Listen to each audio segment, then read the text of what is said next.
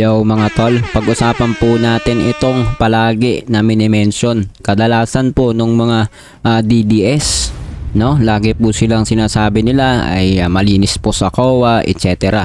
Hindi po tayo pro BBM, hindi tayo kakamping ko ano man, neutral lang tayo, laging sa gitna. Ayan po ang laging nating sinasabi upang sa gayon matimbang po natin kung ano ang tama at mali. Kung tama, suportahan. Kung mali, ay tutulan. At sa pagkakataon pong ito, COA po mismo ang nagsabi ng paggasta ng ating Vice Presidente sa mga CCTV na nagkakahalaga ng 200,000 pesos kada piraso. Yan po yung pag-uusapan natin sa video na ito. At kung hindi ka pa nakasubscribe, please hit the subscribe button and notification bell para updated ka palagi sa mga videos natin parating. Tara, umpisahan na natin to. Let's go!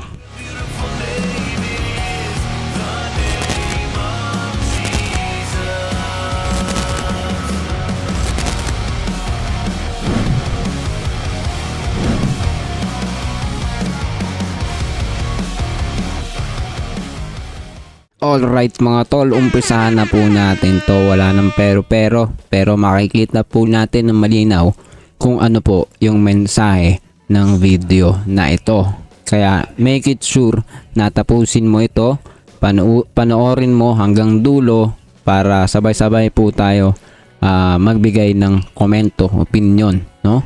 Magsalubong po tayo after nating makita lahat nang sasabihin po dito sa balita na to. Tara, panoodin po natin. Iniulat ng Commission on Audit na umabot sa higit 212,000 pesos ang halaga ng bawat CCTV unit na nakuha ng Office of the Vice President ni Sara Duterte noong 2024. 7 unit ang binili na may kabuuang 1.484 milyon pesos.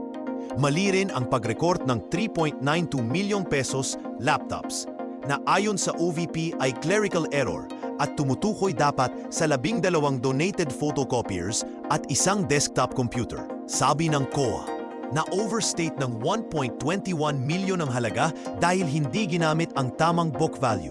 Inirekomenda ng ahensya na itama ito sa 2025 records.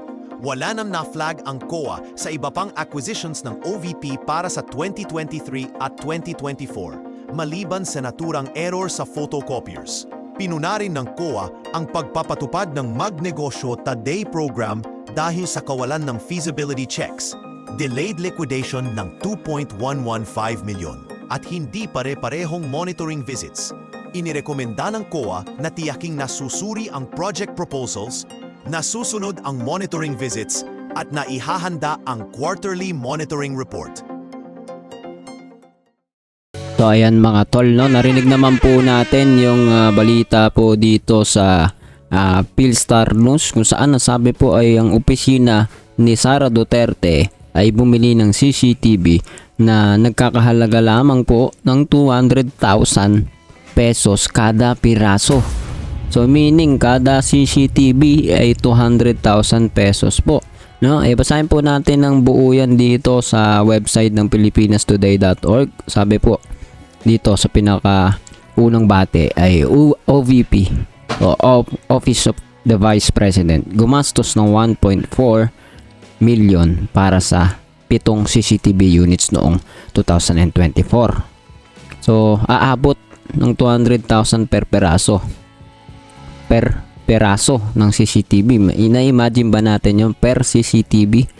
So tingin ko marami po sa atin ay hindi naman nakakaunawa kung tawag dito, kung magkano ba talaga ang halaga na nararapat igastos sa mga ganyang bagay.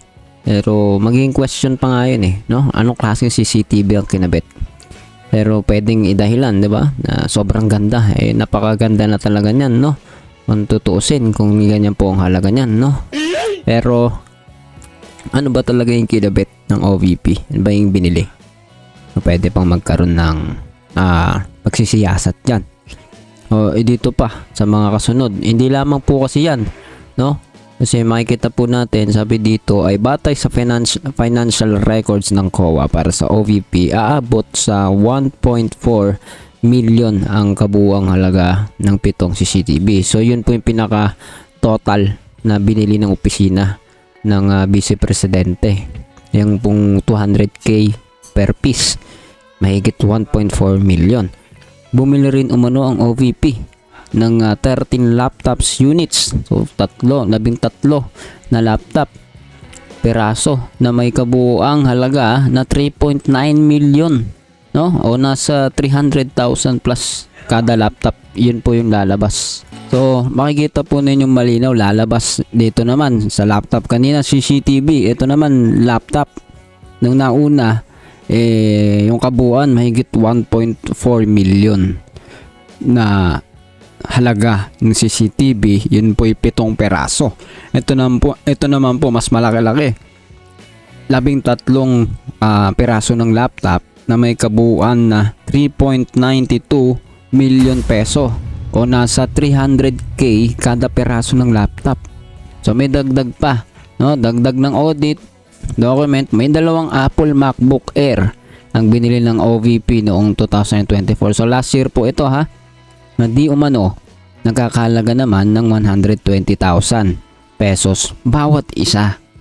Meron din po sumunod 4 na aircon units ang nakuha ng OVP noong 2024 na may kabuuang halaga na 294,000 o katumbas ng 73,000 bawat aircon unit, no? Ilan po yun? 4. So ganyan po ang halaga ng mga pinagkukuha po sa OVP. At samantala naman daw po noong 2023 na iulat din ng COA na bumili rin ng OVP ng 10 multi-purpose vehicle na di umano'y nagkakahalaga ng mahigit 1 milyon bawat isa at may kabuang halaga ng 10 milyon.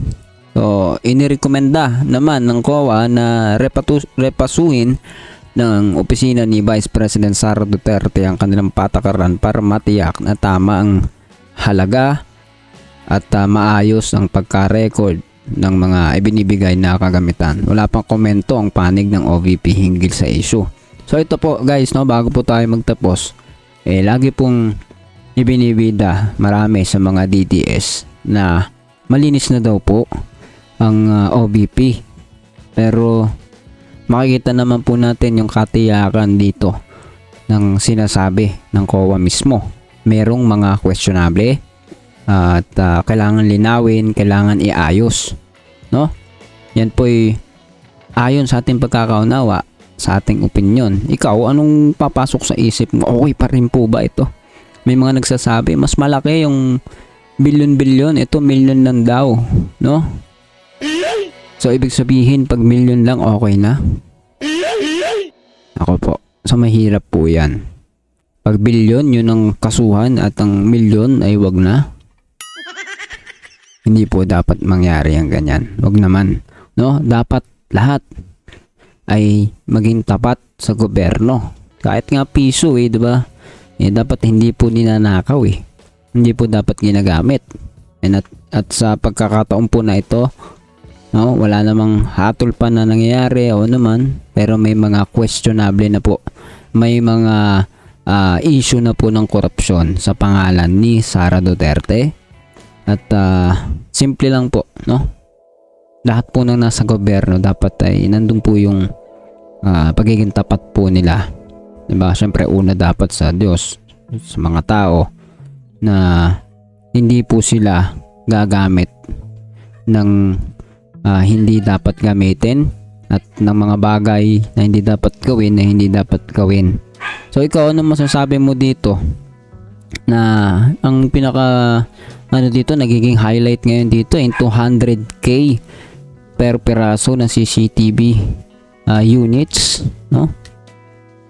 Lahat po yan dapat imbestigahan, tignan nasaan yung mga item na yan, nasaan po yung mga gamit na yan, totoo bang na nakuha yan, na-acquired yung mga bagay na yan, or lahat po yan ay papel-papel lang. So kailangan i-provide, kailangan ipakita na ito po ay nag-i-exist at hindi laway lamang. So ikaw, anong masasabi mo dito? Kung may mga ganitong usapin na dapat sana tingin ko kasama ito sa mga pwedeng ma-discuss dun sa impeachment trial, pero Dahil nga po sa mga bias na senador, naging na-archive po yung impeachment trial ni Miss Sara Duterte. So tayo, no, gitna tayo palagi. Kung meron pong mga basihan na mga akusasyon, talagang dapat ay imbestigahan, dapat igawad po yung batas na nararapat po sa mga akusado. Kahit pa yan po ay ang Pangulo, di ba? Ngayon, paano gagawin natin yan? Di ba? Paano gagawin po natin bilang mga mamamayan? Pag-pray po natin na ang mga tao ay mas maliwanagan at mas maging maayos po ang takbo ng ating pamahalaan. Magkaroon po ng pagsasaayos, no? Ikaw, anong masasabi mo? Comment down below. Isikapin po natin mag-reply diyan sa comment section as much as possible. And please, wag niyo pong kalimutang pindutin yung subscribe button and notification bell para updated ka palagi sa mga videos nating parating. See you ulit sa susunod na video.